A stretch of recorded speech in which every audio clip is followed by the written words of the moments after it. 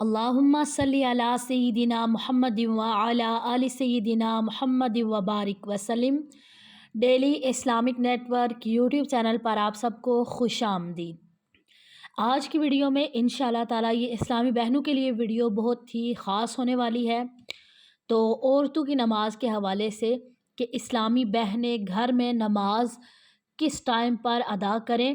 کیا اذان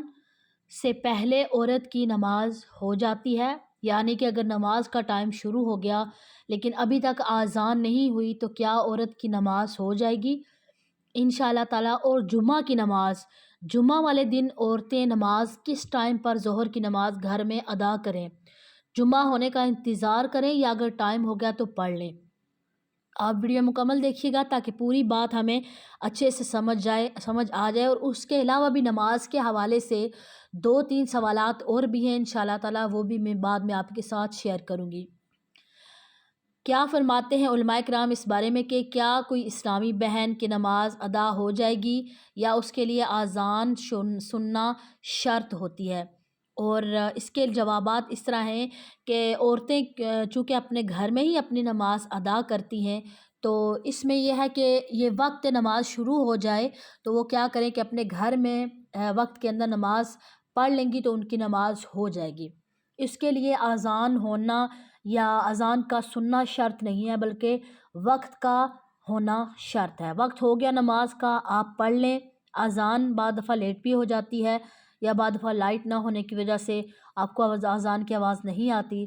کچھ بھی مسئلہ ہو سکتا ہے، یا اذان لیٹ ہو رہی ہے یا جلدی ہو رہی ہے تو پھر نماز کا ٹائم ہو گیا، آپ نماز پڑھ سکتی ہیں۔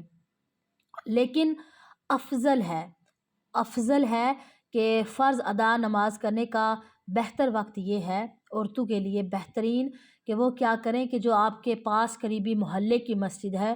اس میں جماعت ہو جائے، اس کے بعد آپ فرض ادا اپنے گھر میں کر رہی ہیں تو آپ کے لیے افضل ہے۔ لیکن ایسا نہیں ہے کہ کسی نے جماعت سے پہلے یا اذان سے پہلے نماز کا وقت تھا اور نماز پڑھ لی تو اس کی نماز نہیں ہوگی، اس کی نماز ہو جائے گی۔ اور فجر کی نماز اندھیرے میں، یعنی جو پہلا وقت ہے اس میں پڑھیں،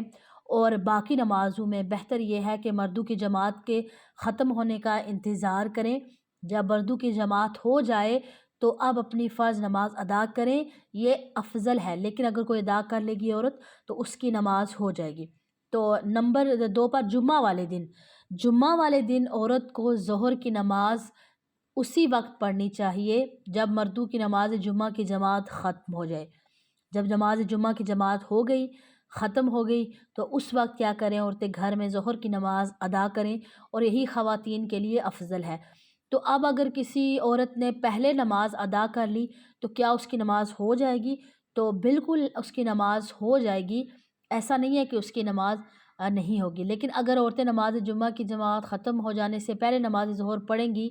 تو پھر کیا ہوگا کہ نماز ان کی نہیں ہوگی، بلکہ یہ بالکل بھی درست نہیں ہے۔ تو آپ کوشش کریں کہ جمعہ کی جو جماعت ہے وہ کھڑی ہو جائے، اس کے بعد پھر آپ ظہر کی نماز ادا کریں۔ تو اب اس میں کون سی آپ نے رکھنا ہے، کیونکہ بعد جمعہ کہیں پر 1:30 بجے، کہیں 1:15 یا 2 بجے، 2:30 بجے لیٹ ہوتا ہے، تو آپ نے جو آپ کی سب سے قریبی جامع مسجد ہوگی آپ نے اس کو دیکھنا ہے کہ وہاں پر جماعت ہو چکی، پھر آپ نماز پڑھ لیں۔ تو آپ کا ٹائم بندے کو یاد ہو جاتا ہے، پتہ ہوتا ہے، آپ گھر والے جاتے ہیں، آپ کو پتہ ہے کہ کیا ٹائم ہے، تو جیسے ہی جماعت کھڑی ہو جائے گی تو اس کے بعد پھر آپ جماعت ہو جائے، اس کے بعد آپ پھر جمعہ کی نماز ادا کر لیں۔ اس کے بعد جو مغرب کی نماز ہے، مغرب کی نماز جو اس کا ٹائم بہت تھوڑا ہوتا ہے، تو اس میں یہ انتظار کرتے رہنا کہ جماعت ہوگی پھر وہ ختم ہوگی۔ بعد دفعہ زیادہ لمبی صورتیں تلاوت کی جاتی ہیں، دیر ہو جاتی ہے، کافی ٹائم لگ جاتا ہے، تو پھر کیا کریں کہ مغرب کی نماز بھی جلدی ادا کر لیں۔ فجر کی اور جو مغرب کی نماز ہے اس کا ٹائم جو ہے وہ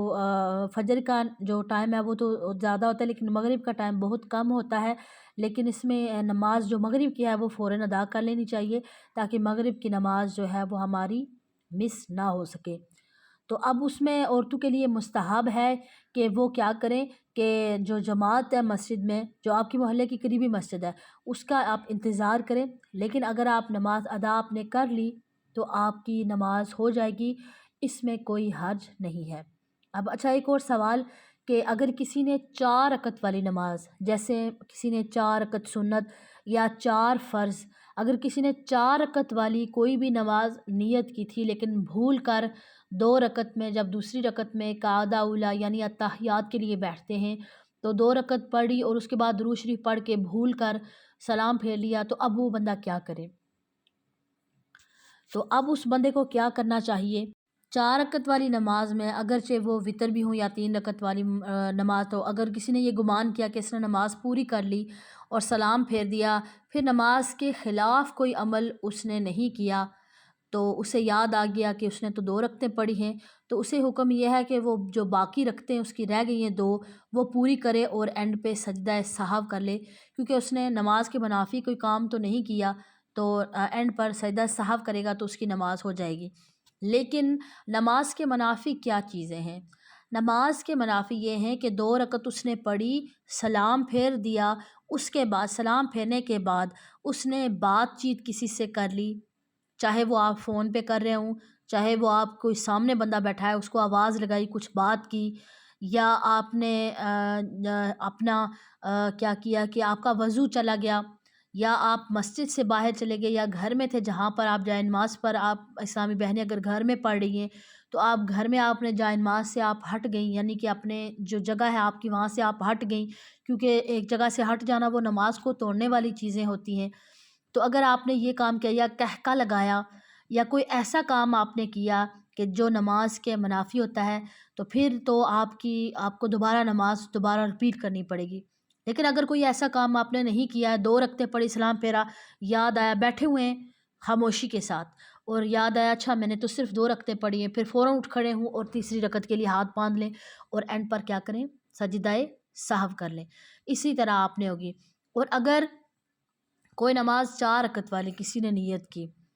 اور 4 رکعت میں اگر تیسری رکعت میں تو وہاں پر بھول گئے کہ دوسری تھی یا تیسری تھی، یا چوتھی رکعت میں اور یاد نہیں رہا تیسری رکعت ہے یا چوتھی رکعت ہے، تو پھر اس میں ہے کہ زیادہ گمان آپ کو کس پر ہے، لیکن پھر بھی نہیں آپ کو سمجھ آ رہی کہ کون سی ہے، پھر آپ نے کیا کرنا ہے؟ جو کم رکعت ہے اس کو لینا ہے۔ مثال کے طور پر آپ تیسری رکعت پڑھ رہے ہیں اور آپ کو بھول ہے کہ دوسری ہے یا تیسری ہے، اگر تو آپ کو کنفرم یاد آ جاتا ہے تیسری ہے، پھر تیسری کو کنٹینیو کریں،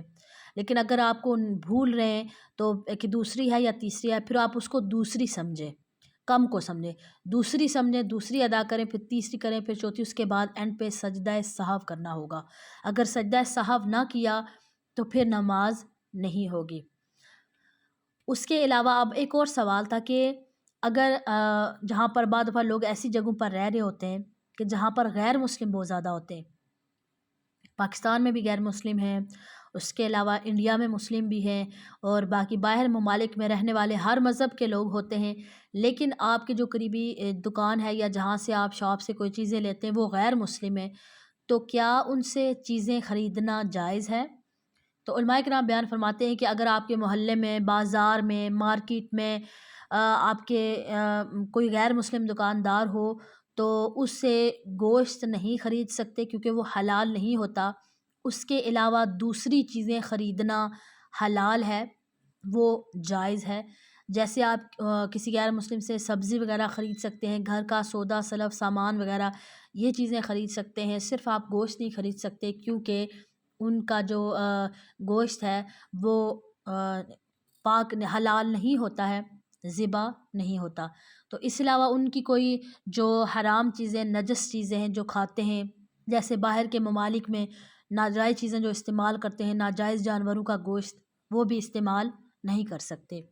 اور اسی طرح ہندوؤں کا اگر کوئی ریسٹورنٹ وغیرہ ہو کہ جہاں پر وہ کھانا بناتے ہوں تو وہاں پر کھانا بھی نہ کھائیں، کوشش کریں کہ اگر آپ کو اس کے علاوہ کوئی چیز مل رہی ہے کہ جس سے آپ کا گزارا ہو جائے تو ٹھیک ہے، ورنہ پھر ایسے ریسٹورنٹ سے بھی کھانا نہ کھائیں، کیونکہ ہر چیز میں دیکھیں آج کل ہر چیز میں جو بھی آپ چیز منگوائیں اس میں میٹ شامل کیا جاتا ہے، چکن شامل کیا جاتا ہے، تو پھر آپ کوشش کریں کہ ایسی جگہوں سے پھر کھانا نہ کھائیں، ایسا نہ ہو کہ انہوں نے مکس اپ کیا ہو اور آپ کو پتہ بھی نہ چلے، تو ہر چیز میں انہوں نے کوئی نہ کوئی شامل کی ہوتی ہے حرام کی، تو کوشش کریں کہ جو ہندوؤں کا ریسٹورنٹ ہے تو ایسی جگہوں پر کھانا نہ کھایا جائے۔ تو مجھے امید ہے کہ آج کی ویڈیو آپ کو سمجھ میں آ گئی ہوگی۔ اگر ویڈیو اچھی لگے تو اس کو لائک اور شیئر کرنا مت بھولیے گا۔ السلام علیکم ورحمۃ اللہ وبرکاتہ۔